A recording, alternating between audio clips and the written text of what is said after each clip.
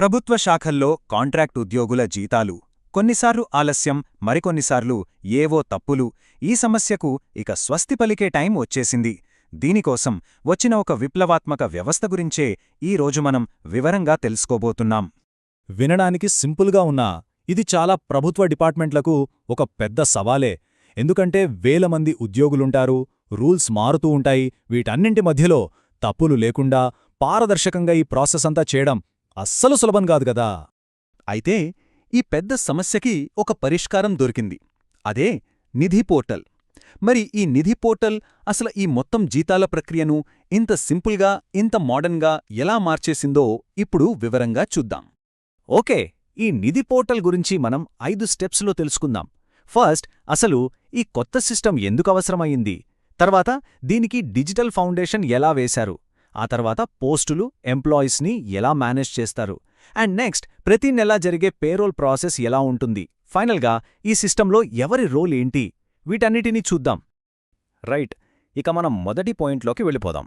అసలు ఈ నిధి పోర్టల్ వెనుకున్న అసలు ఉద్దేశ్యమేంటో ఫస్ట్ అర్థం చేసుకునే ప్రయత్నం చేద్దాం. అంటే ఇది ఏదో సాఫ్ట్వేర్ మార్చడం లాంటిది కాదు, ఇది గుడ్ గవర్నెన్స్లో ఒక భాగం అన్నమాట. పరిపాలనలో పారదర్శకత, ఎఫిషియన్సీ పెంచడానికి వేసిన ఒక పెద్ద అడుగు. దీని ముఖ్య ఉద్దేశమేంటంటే ఖర్చు పెట్టే ప్రతి రూపాయికి లెక్క ఉండాలి, అలాగే ప్రతి ఉద్యోగికి టైంకి జీతం అందాలి.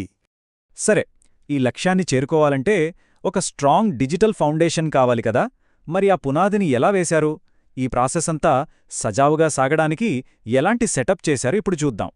ఈ వర్క్ఫ్లో సెటప్లో మొత్తం 4 లెవెల్స్ ఉంటాయి. ఇది వన్ టైం సెటప్ అన్నమాట.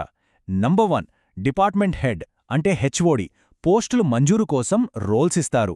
నంబర్ 2, సబ్ ట్రెజరీ ఆఫీస్ అంటే ఎస్టీఓ ఖర్చుల కోసం వర్క్ఫ్లోని సెట్ చేస్తుంది. నంబర్ 3, యూనిట్ ఆఫీస్ లేదా డీడీఓ ఎంప్లాయీస్ని యాడ్ చేయడానికి, పే బిల్లు జనరేట్ చేయడానికి వర్క్ఫ్లోని కాన్ఫిగర్ చేస్తారు. ఇక ఫైనల్గా నంబర్ 4, ట్రెజరీ ఆఫీసర్ కొత్తగా చేరిన ఉద్యోగులను కన్ఫర్మ్ చేస్తారు. చూసారా, ఇలా ప్రతి లెవెల్లోనూ ఒకరి తర్వాత ఒకరు వాళ్ల పనులు చేస్తూ వెళ్తారు. ఓకే, సెటప్ గురించి చూశాం. మరి ఈ సిస్టమ్ ఇంత పకడ్బందీగా పనిచేయడానికి అసలు కారణమేంటి? దాని వెనుక ఉన్న ఒక ముఖ్యమైన ప్రిన్సిపల్ గురించి ఇప్పుడు మనం తెలుసుకుందాం. ఈ సిస్టమ్ సక్సెస్కు ఇదే కీలకం. ఆ ప్రిన్సిపలే ఈ మేకర్ చెకర్ అప్రూవర్ మోడల్. ఇది చాలా సింపుల్ కాన్సెప్ట్, కానీ చాలా పవర్ఫుల్. చూడండి, మేకర్ అంటే ఒక పనిని మొదలుపెట్టేవాళ్లు, ఉదాహరణకు కొత్త పోస్ట్ క్రియేట్ చేయడం లాంటివి. ఇక చెకర్ ఏం చేస్తారంటే మేకర్ చేసిన పనినంతా కరెక్ట్గా ఉందో లేదో వెరిఫై చేస్తారు. ఫైనల్గా అప్రూవర్ తుది ఆమోదం ఇస్తారు. ఈ 3 స్టెప్పుల ప్రాసెస్ వల్ల తప్పులు జరిగే అవకాశం చాలా తగ్గిపోతుంది. పైగా ప్రతి స్టేజ్లోనూ ఎవరి బాధ్యత ఏంటో క్లియర్గా ఉంటుంది. ఉదాహరణకు ఇక్కడ చూడండి, ప్రాసెస్ ఎలా మొదలవుతుందో తెలుస్తుంది. డిపార్ట్మెంట్ హెడ్ ఆఫీస్లో ఉండే మేకర్ ఒక పోస్ట్ మంజూరైందని ఆ వివరాలన్నీ ఎంటర్ చేస్తారు. ఇక్కడి నుంచే ప్రాసెస్ స్టార్ట్ అవుతుందన్నమాట. వాళ్లు ఆ డేటాను ఎంటర్ చేసి వెరిఫికేషన్ కోసం ముందుకు పంపిస్తారు. ఒకసారి పోస్టులు క్రియేట్ అయ్యాక వాటిని వేర్వేరు ఆఫీసులకు కేటాయించాలి కదా. ఆ ప్రాసెస్లో కూడా ఇదే ఫార్ములా వాడతారు. మళ్ళీ హెచ్ఓడి మేకర్ ఆమోదించిన పోస్టులను ఏ ఆఫీస్కు కేటాయించాలో నిర్ణయించి మళ్ళీ అదే మేకర్ చెకర్ అప్రూవర్ ఫ్లో ద్వారా పంపిస్తారు. అంటే పోస్ట్ క్రియేట్ చేసేటప్పుడు ఎంత జాగ్రత్తగా ఉంటారో దాన్ని అలాకేట్ చేసేటప్పుడు కూడా అంతే జాగ్రత్తగా ఉంటారన్నమాట. సో తప్పులకు ఛాన్సే ఉండదు. సరే, వన్ టైం సెటప్, పోస్టుల క్రియేషన్ అంతా చూశాం.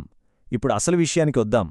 అదేంటంటే ప్రతీ నెల జీతాలు ఎలా ప్రాసెస్ అవుతాయి, ఆ మంత్లీ సైకిల్ ఏంటో చూద్దాం రండి. ప్రతి నెలా జరిగే ఈ పేరోల్ ప్రాసెస్లో ముఖ్యంగా 3 స్టెప్స్ ఉంటాయి. 1, ఉద్యోగుల అటెండెన్స్ మార్క్ చేయడం. 2, ఆ అటెండెన్స్ ఆధారంగా పే బిల్లును వెరిఫై చేసి జనరేట్ చేయడం.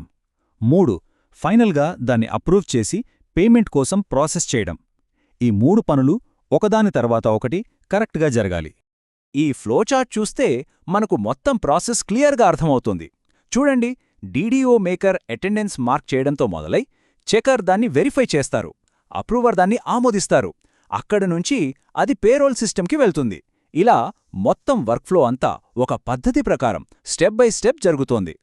సో ఈ మొత్తం సిస్టంలో ఎవరి పాత్ర ఏంటి, ఎవరి బాధ్యతలేంటి, ఈ కొత్త సిస్టంలో డిఫరెంట్ రోల్స్ ఎలా పనిచేస్తాయో ఇప్పుడు క్లియర్గా చూద్దాం. ఒకసారి క్విక్గా చూద్దాం. మేకర్ వీళ్ల పనేంటి, డేటా ఎంట్రీ చేయడం, ప్రాసెస్ మొదలుపెట్టడం, అంటే పోస్టులు క్రియేట్ చేయడం, ఎంప్లాయీ వివరాలు యాడ్ చేయడం, అటెండెన్స్ మార్క్ చేయడం లాంటివి.